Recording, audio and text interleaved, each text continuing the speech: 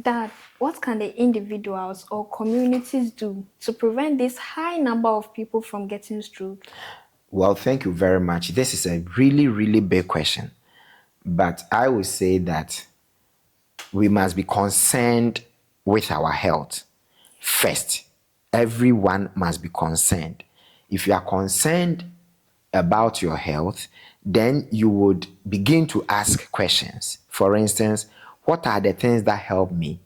What are the issues in my family, hereditary and genetics issues in my family that probably gives people diseases? You know, there are so many families with a lot of diseases. There are families that are stronger. So you need to question yourself. If your father is alive, you have to look at your father and look at his situation.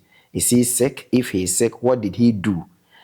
You look at your own family, you look at your own surroundings, and then begin to interrogate the things that people do and don't make them healthy. Communities, if you ask me, must also do the same. Today, we have so many communities with a lot of young people doing drugs. Red. Yes. What are the communities doing? When we say community, we have community leaders, right? We have our chiefs, we have our politicians, we have our pastors and reverends, and I don't know the number of churches that take just 5 minutes every Sunday to talk to youth about drug abuse. And once in a while, they do a youth day once in a year, and they will invite a doctor to come and talk to young people about drugs. Should we wait for a whole year to celebrate Youth Day before we talk about a pertinent issue, which is a daily occurrence? No. So these are some of the steps, and these are some of the things I think we should be looking at. And if we put our lenses on some of these things, then we can know where the problems are coming from. And then we say a problem identified is half solved, and then we begin to find solutions. Okay. Now, Dad, when they say economic cost, what does it mean? Because in the case of stroke, it is a whopping $890 billion. Okay. So when with the reports you just read, they are looking at the expenditure, okay, of all people who get this disease, how much they spend or expend. And you know, this is not only on the individuals. For instance, Ghana government must find loan, must find money to import drugs, because you know we don't manufacture many of the drugs here. And even if those that are manufactured here, the pharmaceutical companies are not going to give to government for free.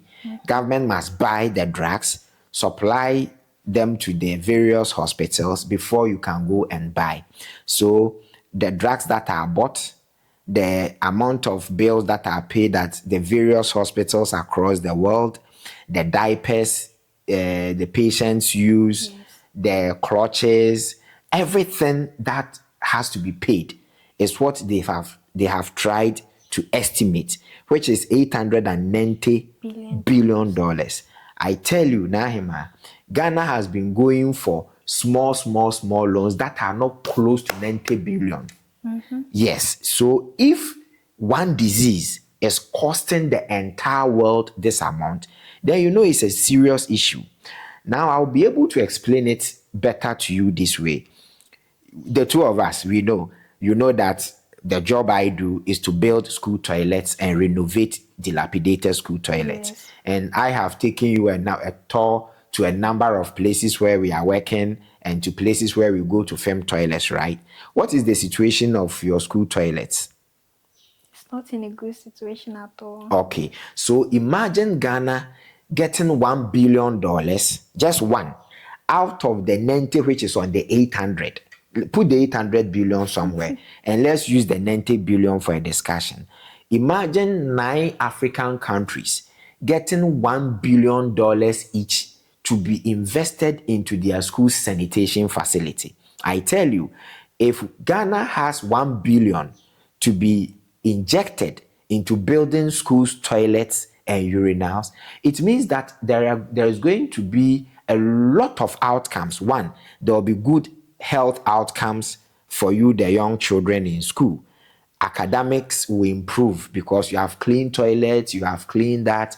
Today, you and I know you are a girl, you are a woman.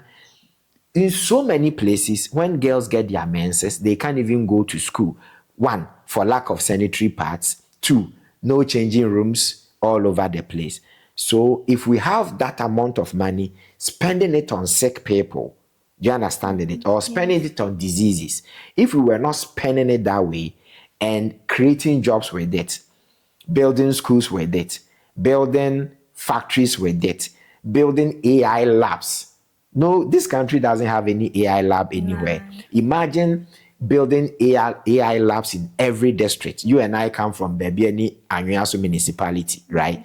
So imagine having an AI lab at Bibiani, an AI lab at Anyaso, an AI lab at Bekwai. You can now know the number of children or young people we can develop into becoming big time engineers in the future. So this is how we can explain the financial cost. But we are using all these monies in taking care of a particular disease. Okay. The World Health Organization report says that 1 in 4 people are likely to experience stroke, which is scary. For instance, we as young people, what can we do to ensure our parents live longer and healthier? That's a big question. But the report is scary.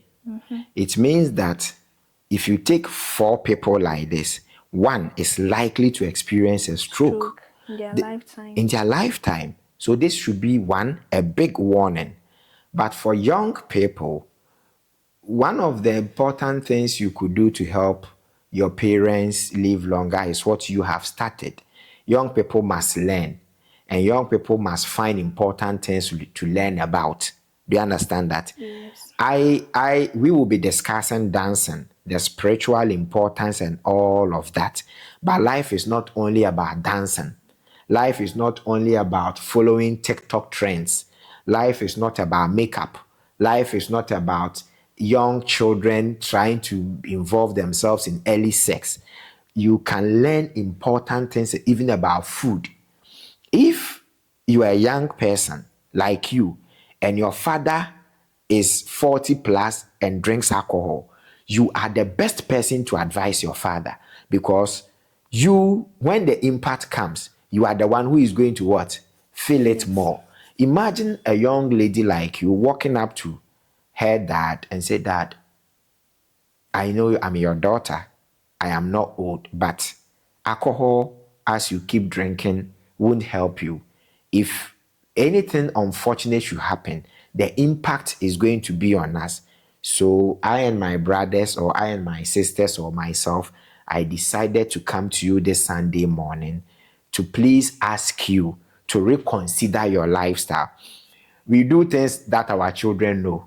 People who are smoking, their children know. People who are drinking alcohol, their children know. People who are womanizing, their children know. People who are smoking cigarette, their children know. Do you understand that? So, one, learn.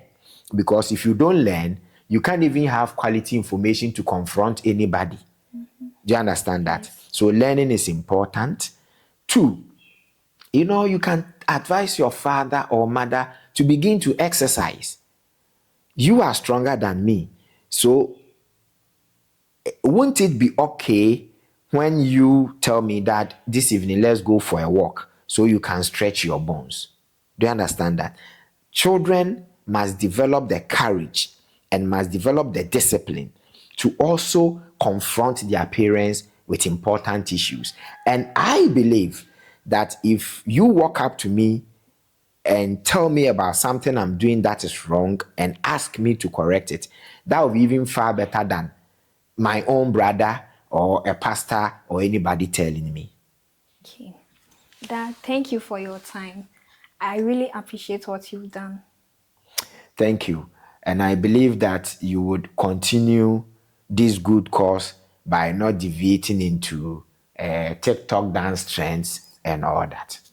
This is Global Health Updates on GH News Plus. Thank you for staying with us till the end of this video. Don't forget to follow, like, share, and leave your comments if you have any experience with stroke. Thank you.